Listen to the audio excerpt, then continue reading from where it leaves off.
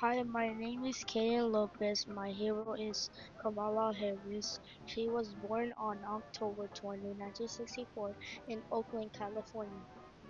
She was the first woman to be vice president and she also writes books. She is a leader who helped make new rules and showed others you can be anything you want to be.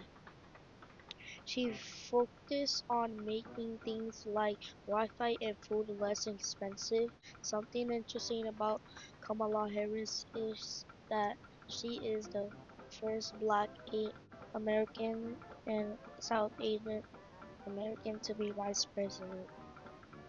I chose Kamala Harris because she was the first woman to be vice president and she also helped people. And thank you.